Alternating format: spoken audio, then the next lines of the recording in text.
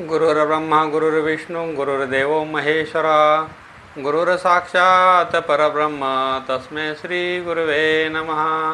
वसुदेवं सुतं देवं कंसचाणूरमर्दनं देवकी परमानन्दं कृष्णं वन्दे जगद्गुरु कृष्णं वन्दे जगद्गुरु। ओम नमो भगवते वासुदेवाय नमः। पंढरीनाथाय पांडुरंगा परमात्मा गोपाल कृष्ण भगवान की जय। माऊली ज्ञानेश्वर महाराज जगद्गुरु संत तुकाराम महाराज की जय। सच्चिदानंद श्रीपाद बाबा सच्चिदानंद रामदास बाबा की जय। अवधूत चिंतन श्री गुरुदेव दत्त गोपाल कृष्ण भगवान की जय। आज आपण आजच्या भागामध्ये वरुथनी एकादशी या एकादशीचं महत्त्व पाहणार आहोत। ह्या एकादशीला किती अनन्यसाधारण महत्त्व आहे हे एका छोट्याशा कहाणीवरून भगवान श्रीकृष्णांना युधिष्ठिराला जी माहिती सांगितली, जी कथा सांगितली, त्या कथाच्या अनुसाराने आपण या वरुथनी एकादशीचं महत्त्व आपण सांगणार आहोत। वरुथनी याचा अर्थ असा आहे का वरुथनी म्हणजे संकटातून बाहेर काढणारी किंवा आपल्याला संरक्षण देणारी जी देवता आहेत, तर अशा प्रकारे ह्या वरुथनीचा अर्थ असा आहे का संरक्षण करणारी सर्व आपल्या पाठीमागे जे संकट असतात त्या संकटामधून संरक्षण करणारी अशी ही वरुथनी एकादश आहे। आणि ही एकादश आता जी येईल ही चैत्र महिन्याच्या कृष्ण पक्षामध्ये ही एकादश येते, त्याला वरुथनी एकादश असं म्हणतात। तर ह्या वरुथनी एकादशीला काय महत्त्व आहे तर भगवान श्रीकृष्ण म्हणतात, राजन, चैत्र महिन्याच्या कृष्ण पक्षातील एकादशी वरुथनी संरक्षण देणारी प्रत्येक जीवाला ही एकादश संरक्षण देते। जर याचं व्रत व कल्प जर नियमित आणि विधिवत पद्धतीनं जर केलं तर हे एकादशीला संरक्षण देणारी देवता किंवा एकादश असं म्हणतात। नावाची प्रसिद्ध आहे, ही इहलोक व परलोकात सद्भाग्य प्रदान करते। वरुथनी एकादशीच्या व्रताने सदैव सुखाची प्राप्ती होते व पापांचा नाश होतो। वरुथनी एकादशीच्या व्रतामुळेच माधांत, धुंदुमार व इतर अनेक राजे स्वर्गात गेले। 10,000 वर्षे तपश्चर्या केल्याने जे फळ मिळते तेच फळ केवळ या वरुथनी एकादशीचे व्रत केल्याने मिळते। नृपश्रेष्ठा, अश्वदानाहून गजदान श्रेष्ठ आहे। अश्वदानापेक्षा गजदान श्रेष्ठ आणि गजदानाहूनही भूमिदान श्रेष्ठ आहे। आणि भूमिदानाहून अधिक महत्त्व तिळदानाचे आहे। तिळाचं जे तिळांजली आपण जे देतो, तिळदान देतो त्या तिळदानाला अनन्यसाधारण महत्त्व आहे। आणि तिळदानाहून श्रेष्ठ सुवर्णदान आहेत। आणि सुवर्णदानाहूनही श्रेष्ठ असेल तर ते अन्नदान आहेत। कारण देवता, पितृगण व मनुष्य अन्नामुळे तृप्त होतात। विद्वान आणि कन्यादानालाही या दानासमान म्हटलेलं आहे। अन्नदान जसं श्रेष्ठ आहे तसंच कन्यादानही तितकंच श्रेष्ठ आहे। उलट कन्यादानाला जास्त महत्त्व दिलेलं आहे। कन्यादानासमानच गोदान आहेत। हे साक्षात भगवंताचे कथन आहेत। हे संपूर्ण जे कथन आहेत, कोणतं दान श्रेष्ठ आहे त्याच्यापेक्षा दुसरं, तिसरं, चौथं, पाचवं आणि सहावं असं एक गोदान हे सर्वात श्रेष्ठ आहेत। पण गोदानासारखंच कन्यादानही तितकंच श्रेष्ठ आहेत। आणि ह्या सर्व दानाहून श्रेष्ठ विद्यादान आहेत। मनुष्य वरुथनी एकादशीचे व्रत करून विद्यादानाचे फळ प्राप्त करतो। म्हणजे हे जे विद्यादान असतं की जे ज्ञान सद्गुरू सत्शिष्याला जे देतो ते जे ज्ञान असतं त्या ज्ञान हे सर्व ज्ञानामध्ये, सर्व दानामध्ये श्रेष्ठ सांगितलं विद्यादान। तर हे विद्यादान हे एखाद्या मुमुक्ष जीवाला सद्गुरूमार्फामध्ये, संतांमार्फत मिळत असतं। आणि ते विद्यादान या सर्व जेवढे या विश्वामध्ये जेवढे दान असेल त्या दानामध्ये सर्वश्रेष्ठ आहेत। कारण त्या ज्ञानामुळे मनुष्याला, साधकाला आत्मज्ञान होतं। मी कोण आहे ओळखलं जातं। आणि त्या मी कोण ह्या ज्ञानामुळं संपूर्ण मनुष्याचं जीवनाचं किती कर्तव्य होतं तो याच्यातून पार पडतो, तरुण जातो या भावसागरामधून। म्हणून आत्मज्ञान हे सर्वात श्रेष्ठ आहेत। मी कोण आहे याची ओळख होणं म्हणजेच आत्मज्ञान। अशा प्रकारे जे ज्ञानी आहेत हे ज्ञानी सर्वाहून श्रेष्ठ आहेत. आणि ह्या श्रेष्ठ ज्ञाना इतकंच ह्या वरुथनी एकादशीचं महत्त्व भगवंतानं सांगितलेलं आहे. जे लोक पापाने मोहित होऊन मुलीच्या धनावर उपजीविका चालवतात ते पुण्यक्षीण झाल्यावर यातनामय नरकात जातात. म्हणून सदैव प्रयत्नपूर्वक मुलीचे धन स्वतःच्या उपयोगात आणू नये. आणि जो कवतीनुसार आपल्या मुलीला अलंकाराने सजवून पवित्र भावनेने कन्यादान करतो. आता याच्यामध्ये ह्या कथेमध्ये एक गोष्ट खूप महत्त्वाची सांगितली का मुलीचं कन्यादान करणं हे सगळ्यामध्ये श्रेष्ठ आहे. आणि ह्या संदर्भामध्ये तुकाराम महाराजाचा अभंग बी असाच आहे का साळुंकृत कन्यादान करिता मेरुदाना समान.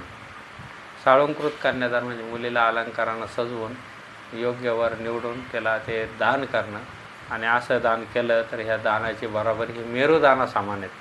ज्याच्या घरी कन्या असेल त्याशी पावन मार्ग दिसेल. ज्याच्या घरामध्ये जी मुलगी आहे त्याच्या घरामध्ये लहान मुलगी जन्माला आली तर ते अशी ज्या घरामध्ये मुलीचं वास्तव्य त्याला सर्व मार्ग मात्र पावन दिसतात. त्याच्यासाठी सर्वच मार्ग पावन आहेत. कन्यादान हे श्रेष्ठ कर्म, त्यात नाही काही धर्म. कन्यादान हे सगळ्यात श्रेष्ठ कर्म आहेत आणि त्याच्यामध्ये काहीच आडमार्ग आडफाटा नाही आहेत. तो का म्हणे दान महान याहून नाही दुसरं ज्ञान. म्हणजे हे जे कन्यादान आहेत हे विद्यादानासारखंच आहेत. याच्यामध्ये पण तेच सांगितलं की विद्यादान हे सर्वात श्रेष्ठ आहेत आणि विद्यादानाबरोबरच कन्यादान पण आहेत. तर असे जे कन्यादान ज्याच्या आयुष्यात येतं, जो केला ज्याच्याकडून घडलं जातं त्याला एवढं पुण्य मिळतं की एखादा मेरूच्या पर्वता एवढं दान भगवंताला अर्पण केलं त्यांना जेवढं पुण्य होईल तेवढं कन्यादानाच्या पुण्यानं मिळतं. म्हणून कन्यादान हे सगळ्यात श्रेष्ठ आहेत. आणि कन्यादान करत असताना जेव्हा मुलीचं कन्यादान करतो तर जेव्हा ती मुलगी सासरी जात असते कन्या सासुरशी जाये मागे परतून पाहे तैसे झाले माझ्या जेव्हा आणि कधी भेटशी केशवा. म्हणजे हे जे ज्यावेळेस त्या मुलीच्या आईला वडिलांना जे भरून येतं, जे रडू कोसळतं ते रडू फक्त काय येतं तर एक आपल्या पोटचा जीव आहे हा दुसरीकडे जाणार आहेत, हा याचं आपलं याच्यावरलं जे अधिकार होता तो संपून गेलेला आहे. आपण आता हिचे पाहुणे झालेले आहेत आणि ती दुसऱ्याच्या दारात जाणार आहेत. आपण तिथं दान केलेलं आहे, आपलं सर्व याचं ममत्व संपलेलं आहे. तेव्हा त्या पित्याला आणि आईला खूप रडू येतं. खूप भयंकर रडू येतं, अनावर होतात आणि ते ओक्साबोक्षी रडतात. तसंच ह्या परमार्थामध्ये असंच आहे. जेव्हा आपल्याला आपली भेट आपल्याशी होते, गुरुकडून आपल्याला महावाक्याचा बोध होतो आणि ते बोध झाल्यानंतर जेव्हा आपणच आपल्याला भेटतो, पाहावे आपणाशी आपण या नाव ज्ञान. अशा प्रकारे जेव्हा आपल्या अस्तित्वाची ओळख आपल्याला होते, गुरुला जो अनुभव येतो तोच अनुभव गुरु आपल्या साधकाला आणून देतो. तेव्हा तो साधक ओक्साबोक्षी रडतो, त्याला अष्टसात्विक भाव उत्पन्न होतात आणि ते भाव उत्पन्न झाल्यानंतर त्याच्या हृदयामध्ये एक प्रेमाचा धारा निरंतर वाहतो. त्या विश्वामध्ये देव ओतप्रोत भरलेला आहे आणि त्या ओतप्रोत देवाची अनुभव मला माझ्या हृदयामधून अशी आलेली आहे का तो सर्वत्र आहे आणि तो माझ्यामध्ये तेच तत्व माझ्यामध्ये आहे. जे सर्वत्र सर्वधी जया करता घातू नाही ते विश्वात्मक चैतन्य तू पाही. हे जे माऊलीनं आपल्याला ज्ञानेश्वरी सांगून ठेवलेले आहेत आणि अशा तत्वाचा बोध आपल्याला होतो. आणि तो बोध झाल्यानंतरही मनुष्याला जसं मुलीला वाटा लावताना जसं रडू येतं तसं ह्या तत्वाचा बोध झाल्यानंतर आपलं पण देहावरलं ममत्व कमी होतं आणि हा देह पंचमहाभूताचा गोळा आहे आणि आपण एक विश्व भगवंताचं स्वरूप आहेत.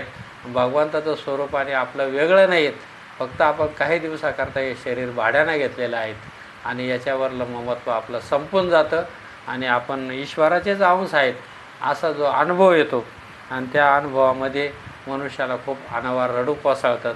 तो ओक्साबोक्षी रडतो, त्याच्या सर्व अंगाला घाम येतो, त्याच्या डोळ्यातून पाणी येतं, त्याच्या अंगावर रोमांच उभे राहतात, त्याचे शब्द फुटत नाहीत, तो निशब्द होतो, त्याची वाचा कुंठित होते.